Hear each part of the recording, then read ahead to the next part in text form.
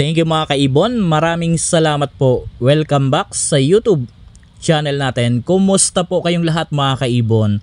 For today's video, magbibigay po ako sa inyo ng konting kaalaman at konting idea.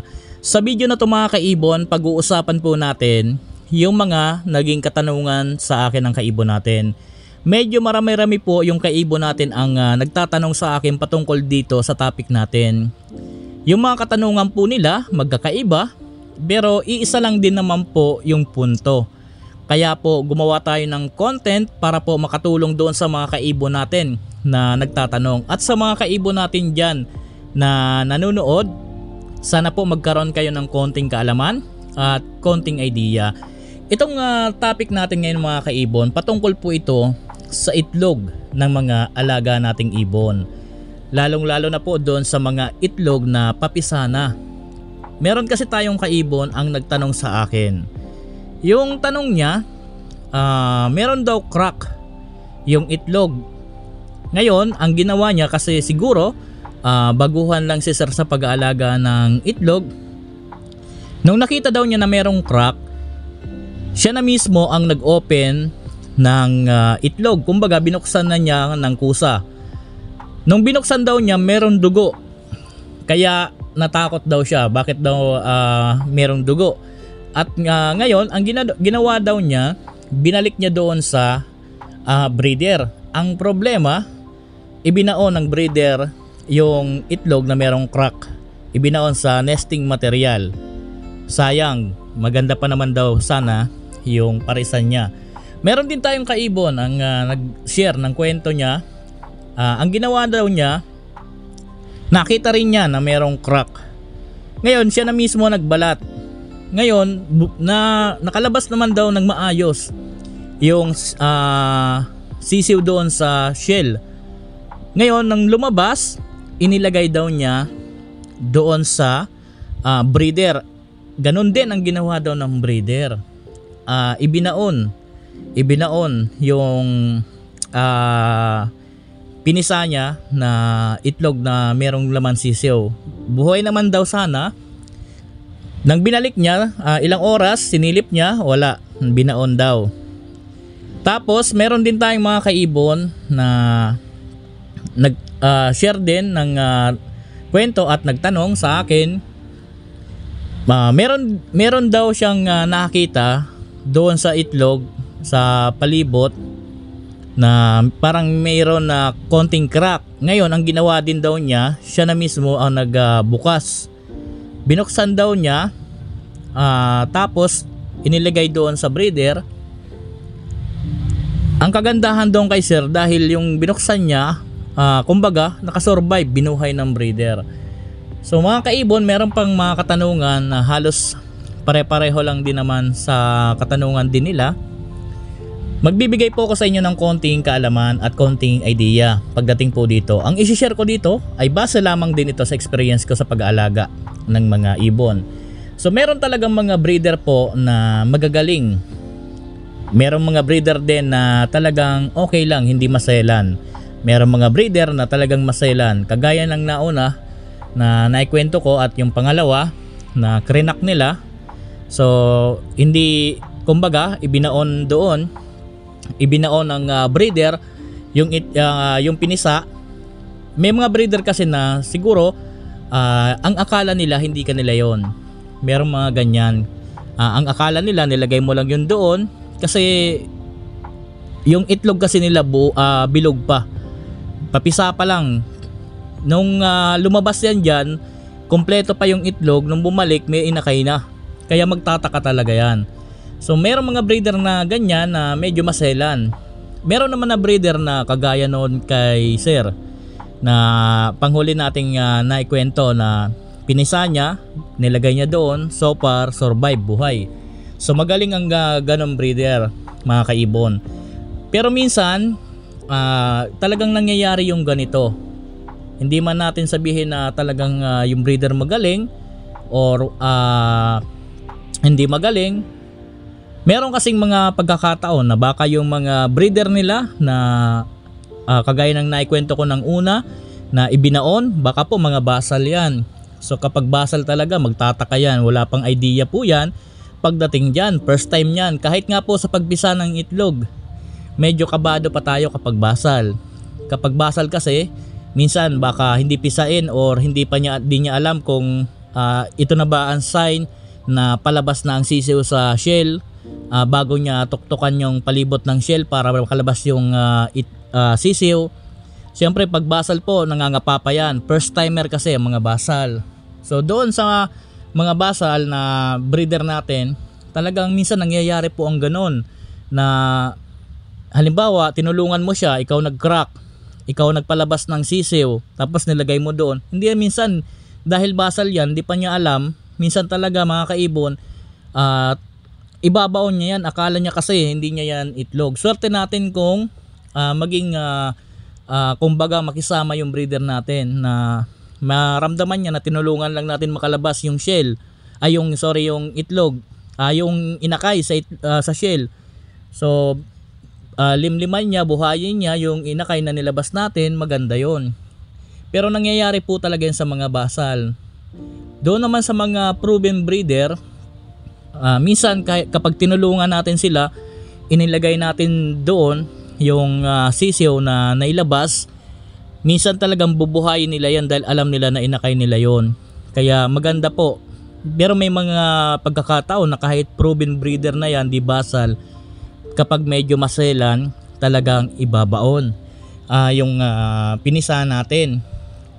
Kasi ang akala nila niyan, hindi kanila. Ngayon, itong topic natin, bibigyan ko kayo ng idea. Konting kaalaman at konting idea. Mga kaibon, ang diskarte dyan, dahil ako, kahit naman siguro yung iba nating kaibon, dumaan din tayo sa pagiging baguhan sa pag-aalaga po ng ibon. Pinamatured natin yung alaga natin. Nung naging matured na, natuwa tayo nung nagkaroon na sila ng itlog. Ngayon, ito ang pinaka-exciting part sa lahat ng nag-aalaga. Ang pag-antay na magkaroon ng inakay.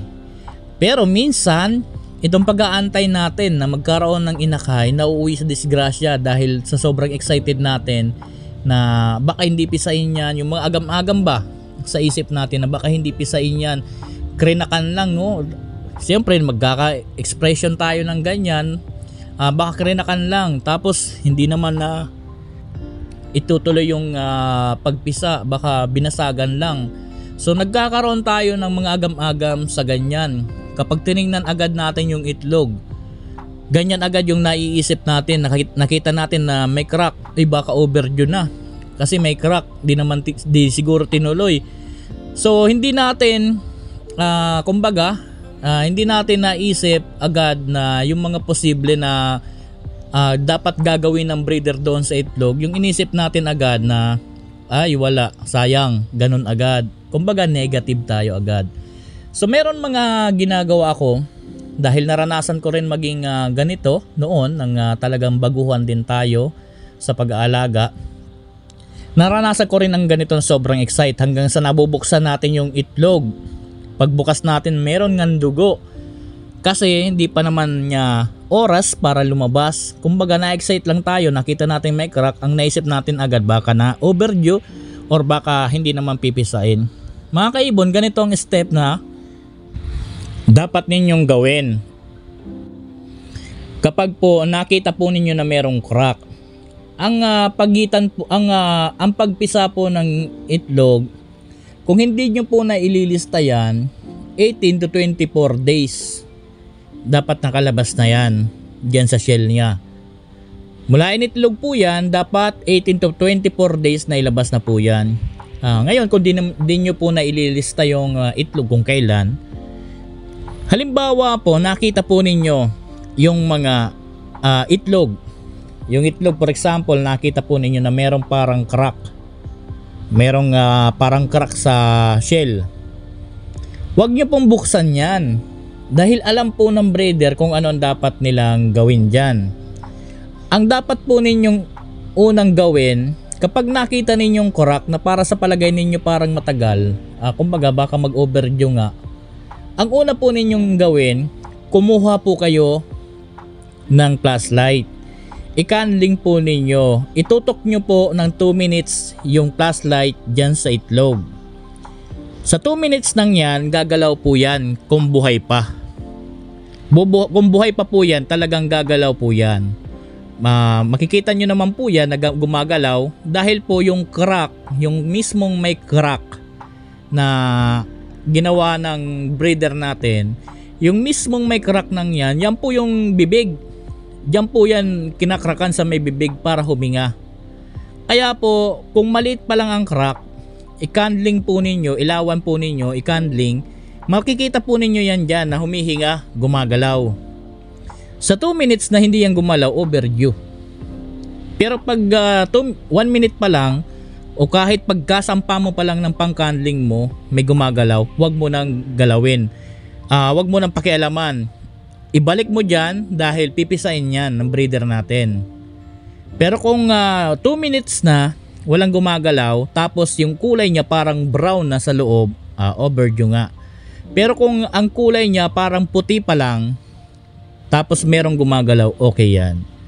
So ganyan po dapat ang gawin ninyo.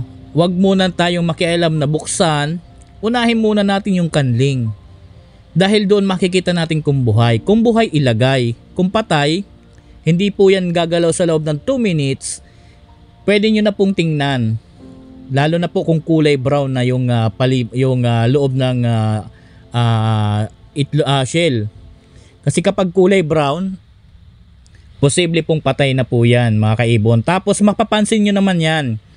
Kapag kinakandling po ninyo, tingnan po ninyo na kumbaga galaw-galawin po ninyo yung itlog. May makikita kayo dyan na parang tubig na. Maliit lang yan na parang tubig, makikita mo na umaalon-alon din dyan, may bubbles na maliit. Kapag meron ng ganon, overdue na po yan. Kaya po doon sa mga kaibon natin na baguhan sa pag-aalaga ng ibon, naranasan ko rin po ang ganitong stage na ma-excite, na magkaroon ng inakay yung mga breeder. Sa sobrang excite, minsan nadidisgrasya. Pero kasama po yan sa pag-aalaga ng ibon. Dahil lahat po ng pagkakamali sa pag-aalaga ng ibon, matututo po kayo.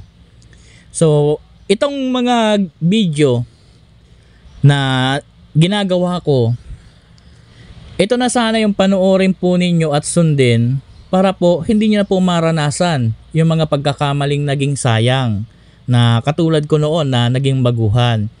Yung mga pagkakamali ko noon sa pag-aalaga, nagkaroon ako doon ng idea kung paano talaga ang tamang pag-alaga. Sa mga pagkakamaling yon, natuto po ako.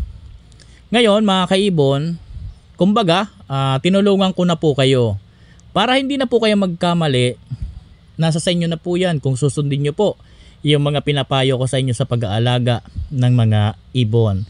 So ito po doon sa mga kaibon natin na nasa 15 na kaibon natin na nagtanong patungkol dito at nag-share ng kwento sa mga itlog. Ito po ang dapat lang po ninyong gawin at dapat ninyong tandaan.